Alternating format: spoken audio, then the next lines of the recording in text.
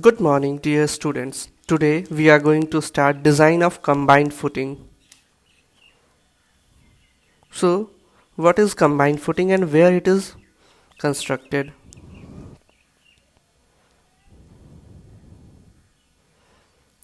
A combined footing is provided under two or more columns. It is provided in the following cases: when two columns are close together such that the separate footing of the individual column overlap. See what happens when we have two columns, say column 1 C1 and column 2 column C2. C1 and C2, we have two columns and we are providing isolated footing for this column C1, and we are providing another isolated footing for column C2, and these two isolated footings are overlapping to each other. Here you can see these two are overlapping to each other. In such case we provide combined footing rather than isolated footing.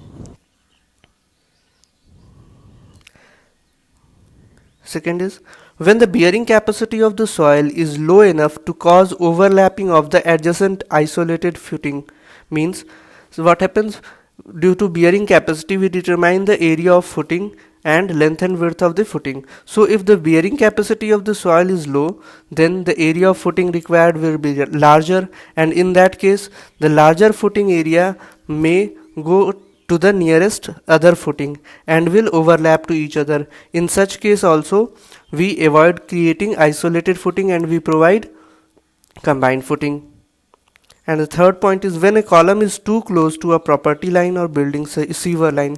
Sometimes it happens column is nearly placed to the building line or a sewer line, so that we cannot construct the footing near the sewer line because it will affect the sewer line's passage.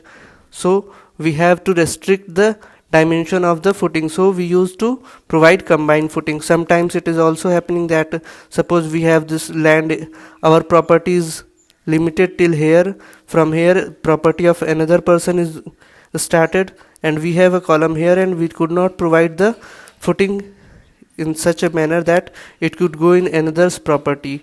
So in such case also we used to make a combined footing here, combining this footing with another column's footing. So in these cases combined footings are provided. Here you can see in the figure various footings. Here you can see the first one as combined trapezoidal footing.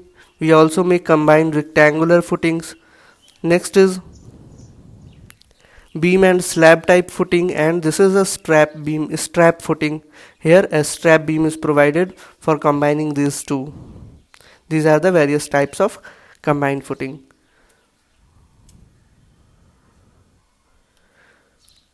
Now moving further, as we have studied about critical sections in isolated footings, so let's know about the critical sections in combined footing. So firstly, what is a critical section? A critical section means a section where this footing will be more likely to get affected and more likely to get failure. Means ऐसा section जहाँ से ये footing सबसे पहले fail करेगा वो section कहलाता है critical section. तो critical section इसका कहाँ लाई करेगा? ये कोडल प्रोविजन है, कोड में भी गिवन है. The critical section of the movement for the movement are at the face of the column and near the mid span और फेस ऑफ कॉलम पर क्रिटिकल सेक्शन होगा फॉर बेंडिंग.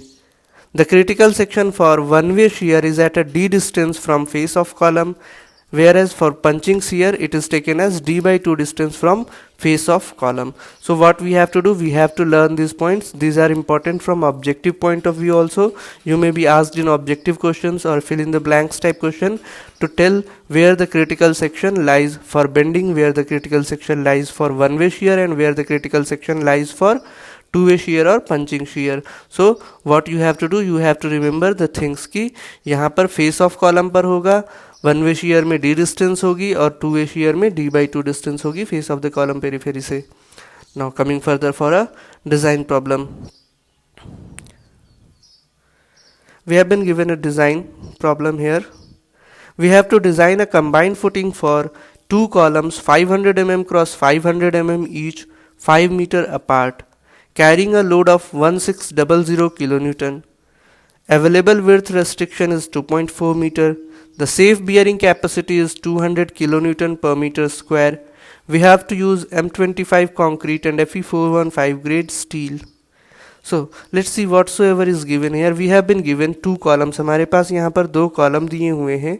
दोनों columns के बीच centre to centre दूरी जो है 5 metres की है और इसके लिए हमें फुटिंग डिज़ाइन करनी है. कुछ इस तरीके की फुटिंग बनेगी. अब इस फुटिंग की विड्थ हमें दी हुई है कि हमारे पास 2.4 मीटर का स्पेस है जिसमें हम फुटिंग बना सकते हैं. विड्थ की रिस्ट्रिक्शन है 2.4 मीटर, लेंथ की रिस्ट्रिक्शन नहीं है.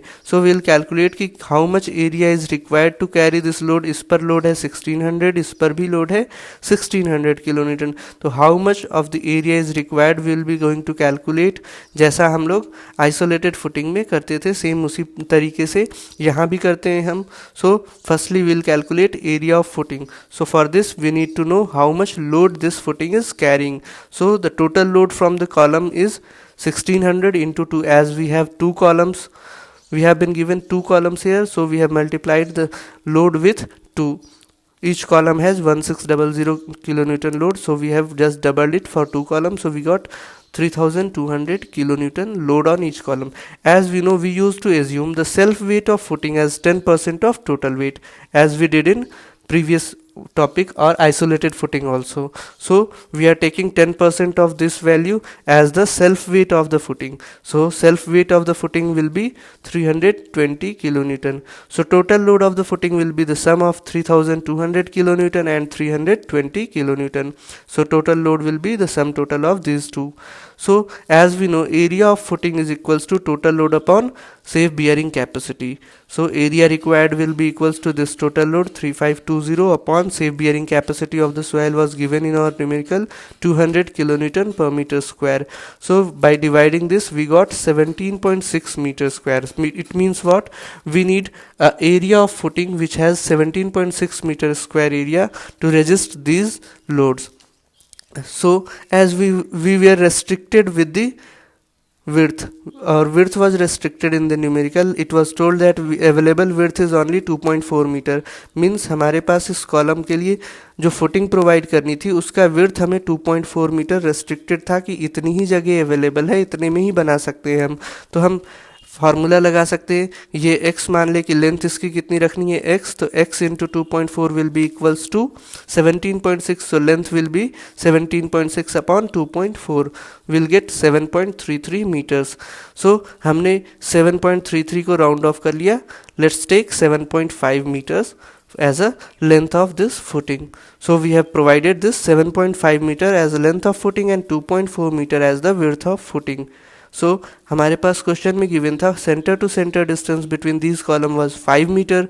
सो जो रिमेनिंग बचा यहाँ से इस एंड तक का डिस्टेंस और यहाँ से इस एंड तक का डिस्टेंस, ये कितना हो जाएगा? टोटल हमारा 7.5 है, ये डिस्टेंस 5 है. तो on subtracting 7.5 minus 5 we get 2.5. So this will be the half of 2.5 means 1.25 from here till here and 1.25 from here till hair.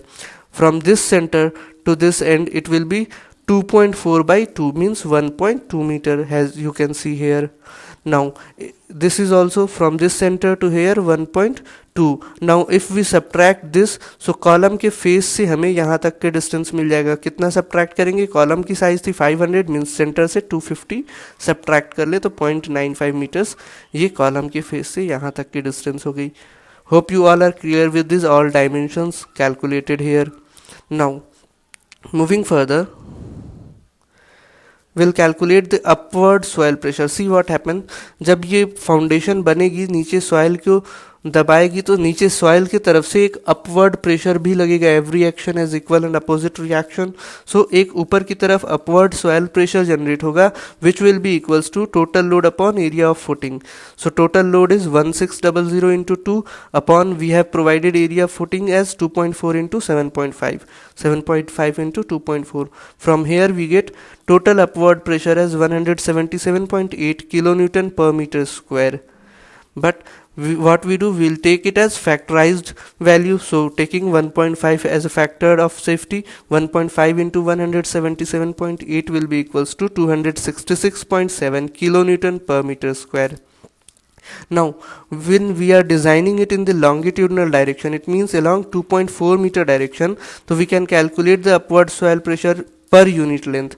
So for per unit length we'll multiply this, because ये पूरे area पर लग रहा था 266 kilonewton पर metre square, और यहाँ पर हमने पर यूनिट लेंथ के लिए निकाला 2.4 से मल्टीप्लाई करके कि इस पर यूनिट लेंथ पर कितना चलेगा.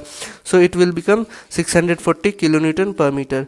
तो जब हम पंचिंग सीयर में सॉइल फ्रैक्शन लेंगे, सॉइल प्रेशर लेंगे, तो वहाँ पर ये वैल्यू लेंगे, क्योंकि वो पूरे एरिया के लिए टू वे शेयर होता है, तो वहाँ पर 266 लेंगे. और जब वन वे शेयर की बात होगी तो 640 किलोन्यूटन पर मीटर कंसीडर करेंगे, क्योंकि यहाँ पर केवल एक डायरेक्शन में लेना होगा हमें लोड, और यहाँ पर ये दोनों डायरेक्शन में, तो ये वाली वैल्यू होगी. आगे हम न्यूमेरिकल में देखने वाले हैं.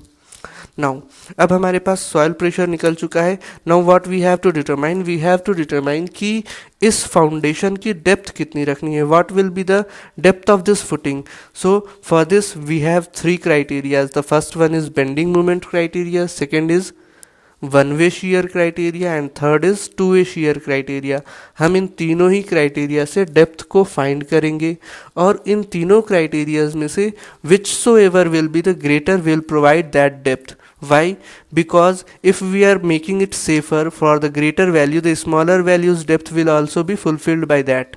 Means अगर bending moment के हिसाब से suppose करिए 500 depth required है, punching shear के हिसाब से 1000, और वन वे शेयर के हिसाब से 800 फॉर एग्जाम्पल, तो अगर हमने 1000 डेप्थ प्रोवाइड करी तो बाकी 500 और 800 वाली वैल्यूज़ के लिए तो वो सेफ हो ही गया ना. It means what, we take either greatest of these three values. So let's begin doing the calculation for depth. So firstly we'll calculate, before going for bending moment calculation for depth for bending moment, we need to draw bending moment diagram for this load occurring on this combined footing. So we can see like this.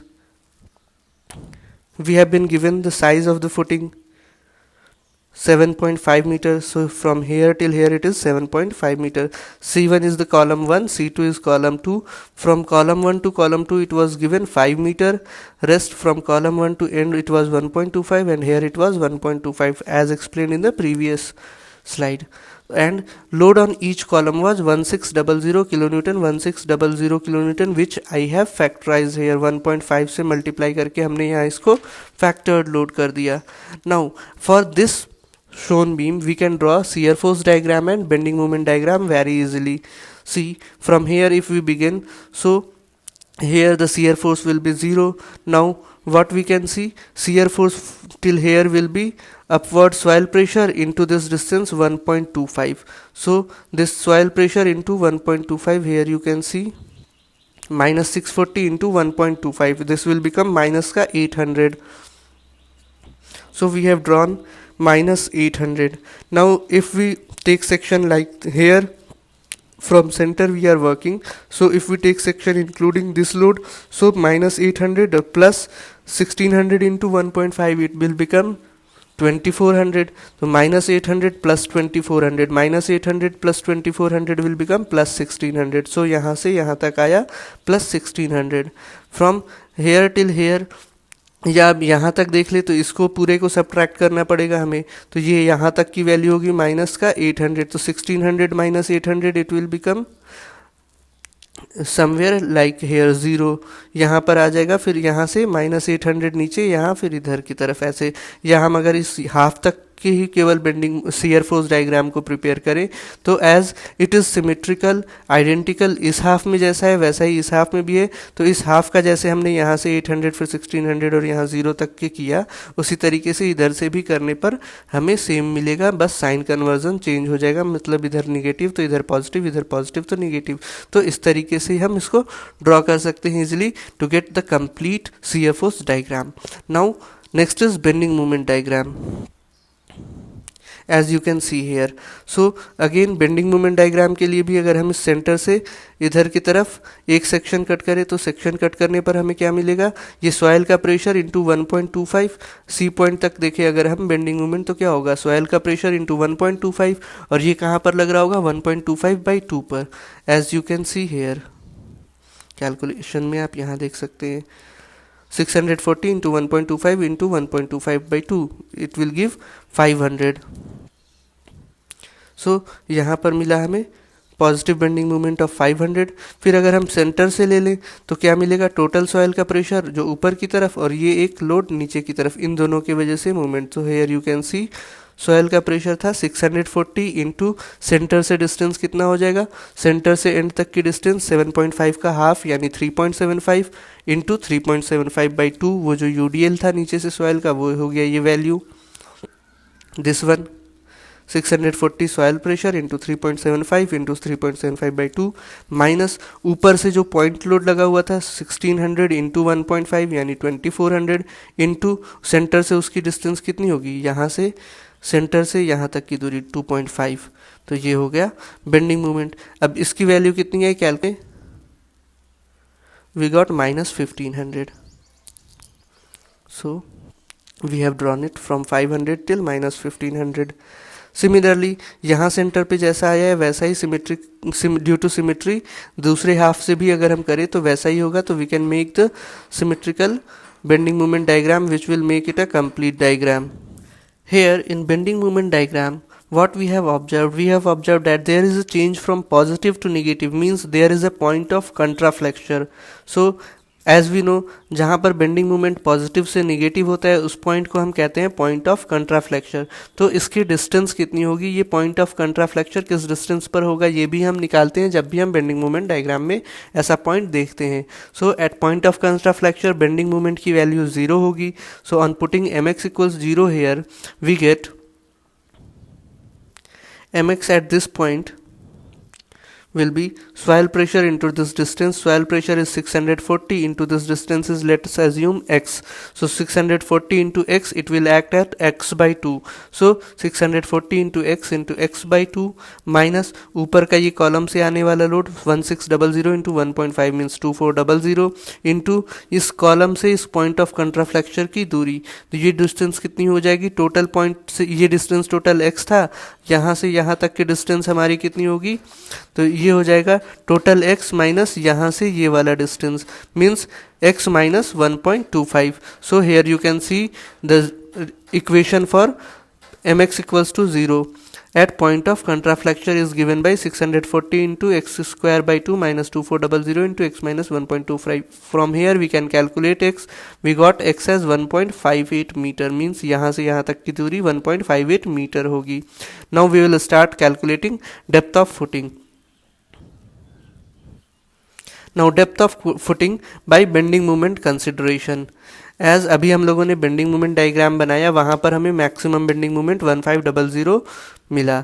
So from this value we are going to find out depth required. So we have mu equals 1500 into 10 to the power 6 Newton mm. From here you can use your formula 0.138 sigma ck bd square. Mu equals 0.138 sigma ck bd square to calculate d, or you can also use d required equals mu upon ru bd. From these two you can get the same value nearly. From here when we have calculated the depth required, we got 425 mm as the depth of footing. So in order to carry this amount of bending moment, at least 425 mm depth of footing should be given. Now we are going to calculate the depth using one-way shear. In one-way shear, see what happens. As we have studied, the critical section is at d distance from the face of column. So at critical section we will calculate the amount of shear force. So see यहाँ पर shear force कैसे निकाला जाएगा, इस ये equation है आई हुई shear force की, ये कैसे निकल के आई है इसको मैं एक बार एक्सप्लेन कर देता हूँ, so that you can completely understand this easily.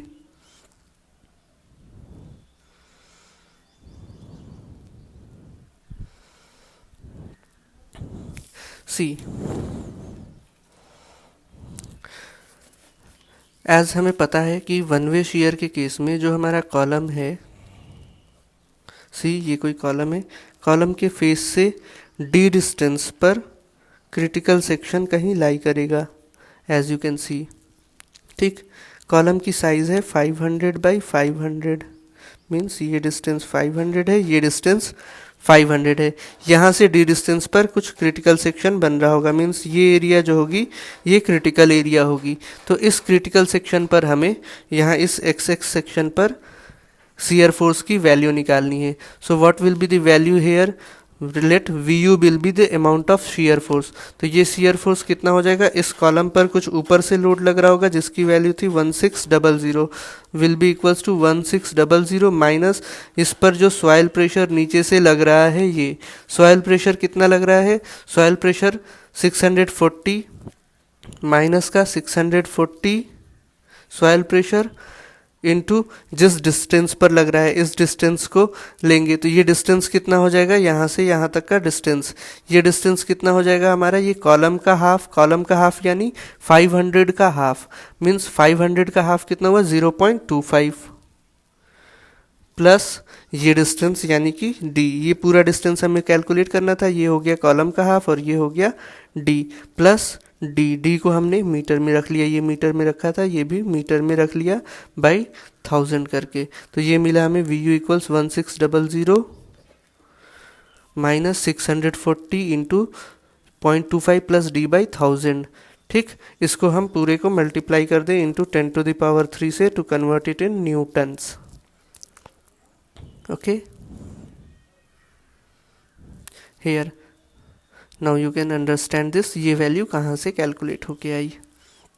Now यहाँ से हमें वी यू मिल गया। Now we will assume that 2% of steel is used for which tau C की वैल्यू हमने टेबल से देख ली 0.32 न्यूटन पर mm square. Now we know safe होने के लिए क्या कंडीशन थी, V U upon B D should be less than equals to this tau C. ठीक, tau C less than tau V less than tau C. तो यहाँ से वो कंडीशन लगा के हमने डी निकाल लिया for by calculating from here we get D as 1023 mm। सो हमने ओवरऑल डेप्थ कैपिटल डी मान लिया 1100 mm और 60 mm का कवर प्रोवाइड किया और स्मॉल डी हो गई 1040 mm। Now will check for two way shear कि क्या ये डेप्थ जो हम प्रोवाइड कर रहे हैं वन वे शेयर में तो सेफ है, लेकिन क्या ये टू वे शेयर में सेफ है। So will go for checking for two way share, इसी को पंचिंग शेयर भी बोलते हैं। एज वी नो कि क्रिटिकल सेक्शन पंचिंग शेयर में कॉलम के फेस से d/2 डिस्टेंस पर होती है, अभी थ्योरी में पढ़ा था। So we can see here the critical section for two way और punching shear is at d/2 distance from the face of column. So अब इसको भी समझते हैं कि d/2 डिस्टेंस पर फेस ऑफ कॉलम से एरिया रेजिस्टिंग पंचिंग शेयर कितनी होगी और shear force at this critical section कितनी होगी। So for this let me explain it.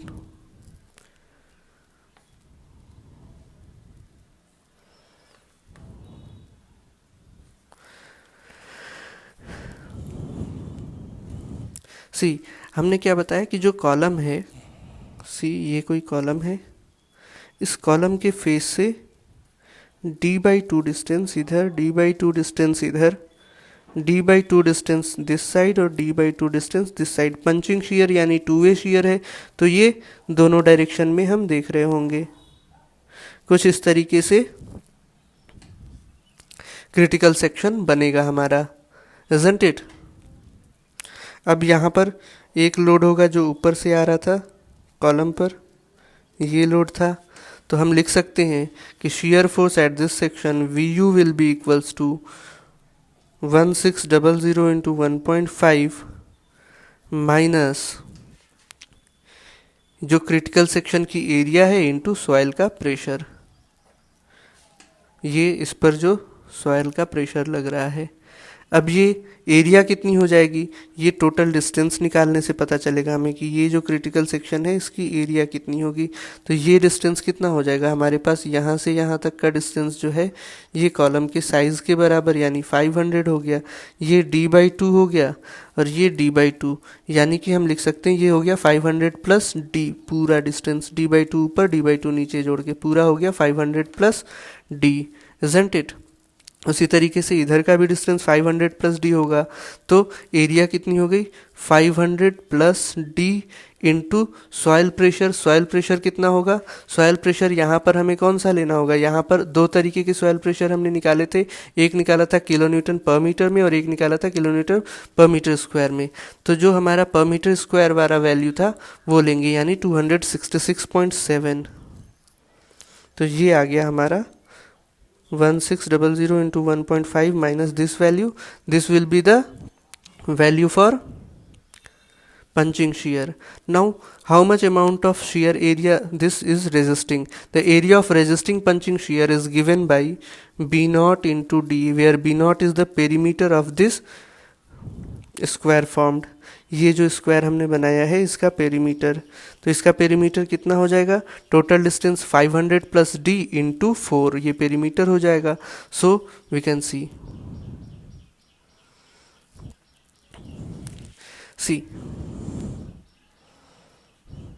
area resisting punching shear B naught into D means 4 into 500 plus D into 1040. It is clear. Now shear force for critical section अभी मैंने calculate करवाया 2400 minus 2.66.7 into 0.5 plus 1.05 का whole square. ठीक, ये area है, तो इसका ये एक साइड की वैल्यू आई थी 0.5 प्लस, यानी कि कॉलम की साइज 0.5 प्लस डी, तो इसका स्क्वायर कर दिया तो ये एरिया हो गई इंटू सॉइल प्रेशर, और ये 1.5 इंटू 1600. तो यहाँ से shear फोर्स आ गया इस क्रिटिकल सेक्शन पे. As we know tau V equals V U upon B naught into D, तो यहाँ से हमने टाउ वी निकाल लिया, फिर टाउ सी निकाल लिया 0.25 अंडर रूट एफ सी के से, और चेक कर लिया तो यहाँ पर हमें क्या मिला कि टाउ सी इज ग्रेटर, यहाँ पर tau C is greater than tau V, hence it is okay, यानी कि टू वे शेयर में ये सेफ आया. ये जो डेप्थ थी हमने क्या किया, यहाँ पर डेप्थ पुट किया ऊपर वाली वैल्यू, तो ये इसमें टू वे शेयर में फेल नहीं हुआ. इट मीन्स ये वाली डेप्थ हम ले सकते हैं डिज़ाइन के लिए. अगर यहाँ पर ये फेल होता तो what we would be doing, हम इसको रिवाइज करते, चेंज करके नया डेप्थ की वैल्यू लेते, इससे ग्रेटर वैल्यू लेते, जिसपे कि टू वे पंचिंग शेयर में भी सेफ होता, और वो ग्रेटर वाली वैल्यू ही डिजाइन में यूज करते. But here it is safe, so we will be using this much value as depth of the footing. Now as we have known all the dimensions, we have known the depth of the footing, now it's time for calculating reinforcement required in the footing. So for this, firstly we'll calculate in longitudinal direction. So as in bending moment diagram we have seen two bending moments, negative bending moment and positive bending moment. So for negative bending moment will be providing, it was 1500 kilonewton meter, so it can be converted into Newton mm by multiplying with 10 to the power 6. So from here we have calculated AST 4052 mm square. 1500 kilonewton meter के लिए 4052 mm square आया AST. अब यहाँ से हम 16 mm की बार use करके spacing calculate कर लिए. एक 16 mm की बार की एरिया आई 201, डिस्टेंस थी 2.4 मीटर, यानी 2400 अपॉन टोटल एरिया 4052. तो यहाँ से हमें स्पेसिंग 119 mm की मिल रही है कि बास के बीच में 119 mm की स्पेसिंग रखनी है. सो नाउ नंबर ऑफ बास निकाल लिया हमने, 4052 टोटल AST अपॉन एक बार की AST 201 थी, तो 21 बास प्रोवाइड करने हैं 16 mm के 21 bars. So we have written it here as hence provide 16 mm diameter bars at the rate 110 mm center to center and 21 bars at the top hogging moment reinforcement, इसको ऊपर की तरफ हम प्रोवाइड करेंगे. Now AST मिन से check कर ले कि हम जो प्रोवाइड कर रहे हैं AST वो मिनिमम AST से ज़्यादा है कि नहीं. So as we know AST min is equals to 0.12% of cross sectional area. So 0.12 upon 100 into cross sectional area is 2400 into 1100. So this is 3168 mm square. AST minimum है 3168 mm square. जो हमने provide किया है वो कितनी थी 4052, means it is okay, हमने minimum AST से ज़्यादा प्रोवाइड किया है. नाउ डेवलपमेंट लेंथ की एक चेक कर ली हमने कि हमें डेवलपमेंट लेंथ कितनी प्रोवाइड करनी है, फार्मूला सभी को पता है, यूज़ किया और डेवलपमेंट लेंथ निकाल लिया. नाउ जो हमारा नेगेटिव बेंडिंग मोमेंट था उससे भी हम पॉजिटिव मोमेंट, जो पॉजिटिव बेंडिंग मोमेंट था उससे भी AST कैलकुलेट करेंगे to provide it in. As here you can see positive bending moment हमारा था 500 किलो न्यूटन मीटर, तो 500 into 10 to the power 6 equals ये फार्मूले में पुट किया और AST निकाल लिया, जिसकी वैल्यू आई 111338 mm स्क्वायर. सी ये वैल्यू जो है हमारी मिनिमम AST से कम आ रही है. पॉजिटिव वाली AST मिनिमम आई थी हमारी 3168 और ये आ रही है 1338. तो यहाँ पर हम कौन सा प्रीफर करेंगे, AST मिनिमम प्रीफर करेंगे, यानी 16 mm की 16 बास जो है जो ऊपर कैलकुलेट किया था AST मिनिमम से निकल के आ रही थी वो यहाँ पर प्रोवाइड कर देंगे. Now will go for transverse reinforcement, ये क्या था, ये 16 mm की diameter under the column C1 C2 provide करेंगे फॉर दिस 500 बेंडिंग मोमेंट। अब ट्रांसवर्स reinforcement देखते हैं। See what happens in case of transverse reinforcement. In the transverse direction, the footing is designed as cantilever support on the columns. The transverse reinforcement is provided under each column with a band having a width equal to the width of column plus 2 times the effective depth of the foundation. Means क्या करते हैं, हम इसको एक इतने बड़े band के लिए डिज़ाइन करते हैं जिसकी विड्थ जो कॉलम की विड्थ है उतनी प्लस 2 टाइम्स ऑफ डेप्थ के बराबर हो। यानी कि आप फिगर में देख सकते हैं कॉलम की width b plus 2 times of D, B ये कॉलम की विड्थ हो गई प्लस डी इधर बढ़ा दिया, डी इधर, तो ये पूरी बैंड के लिए हम डिज़ाइन करते हैं transverse reinforcement. So b plus 2 times of D will be taken as length of this band.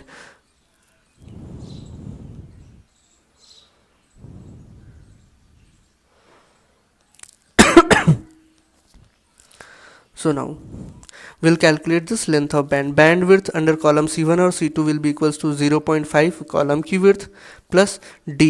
D की वैल्यू कितनी थी 1.04, 1.04 इधर ले लिया प्लस 1.04 इधर ले लेंगे। तो यहाँ पर क्या है, इस साइड में हमारे पास 1.04 स्पेस नहीं अवेलेबल थी, केवल 1 मीटर की ही स्पेस अवेलेबल थी। एज यू कैन सी जहाँ पर हमने फुटिंग की डायमेंशंस निकाले थे, सी यहाँ पर हमारे पास केवल 1 मीटर ही अवेलेबल था, तो यहाँ पर 1.04 इस डायरेक्शन में नहीं ले पा रहे हैं हम, isn't it? So यहाँ पर 1 मीटर लिया। On the outer side only 1 metre length is available, that's why यहाँ पर 1.054 ना लेके 1 लिया हमने। सो टोटल 2.54 मीटर आ गया। अब इस विड्थ पर अपवर्ड सॉइल प्रेशर कितना होगा, यहाँ पर अपवर्ड सॉइल प्रेशर क्या होगा, टोटल लोड जो कॉलम से आ रहा है उसको रजिस्ट कर रहा होगा वो, तो टोटल लोड कितना था 1600 इंटू 1.5 अपॉन टोटल कितनी विड्थ पर 2.4 मीटर पर, तो 1000 किलो न्यूटन पर मीटर का अपवर्ड सॉइल प्रेशर इसको रजिस्ट कर रहा होगा। Now bending movement at the face of the column in transverse direction, bending movement कितना होगा WL² / 2 ट्रांसफर डायरेक्शन में, तो जो UDL की वैल्यू है ये हो गई 1000 kilo newton per metre into W into L का स्क्वायर बाई 2। अब ये L कितना होगा ट्रांसवर्स डायरेक्शन में, हेयर फिगर से आप देख सकते हैं फिर से, ट्रांसवर्स डायरेक्शन में L 0.95 मीटर लेंगे यहाँ फेस ऑफ कॉलम से। So we got WL² / 2, bending movement आया 451.25 किलो न्यूटन मीटर, मतलब ट्रांसवर्स डायरेक्शन में 451 किलो न्यूटन मीटर की बेंडिंग मूवमेंट के लिए रिइंफोर्समेंट प्रोवाइड करना होगा। अभी हमने ऊपर के स्टेप में चेक किया 500 के लिए जब हमने बेंडिंग मूवमेंट प्रोवाइड किया तो वो AST min से कम आ रहा था और AST min प्रोवाइड किया, तो इसके लिए भी जब हम AST निकालेंगे तो वो भी तो AST min से कम आएगा ना। 500 के लिए जब निकाला तो वो कम आया, तो 451 वाला भी कम आएगा, यानी डायरेक्ट हम यहाँ पर AST min ही प्रोवाइड कर दें। निकालने से कोई मतलब, निकालेंगे फिर दिखाएंगे कि वो AST min से कम है और इसलिए हम AST min प्रोवाइड कर रहे हैं। सो डायरेक्टली अब जब हमें पता है वैल्यू कि 500 पे भी AST min प्रोवाइड करनी पड़ी थी तो 451 पे भी AST min प्रोवाइड कर रहे हैं। सो डायरेक्टली हमने यहाँ पर AST min प्रोवाइड कर दिया स्पेसिंग 16 mm डायमीटर बास की, ठीक। Hence we have provided AST min, ये dimensions निकल गए। Now you can see the reinforcement details here, top में bottom में complete detail of the reinforcement. Hope you all understood the design of combined footing clearly. Do like, share and don't forget to subscribe. Thank you for listening. Thank you very much students.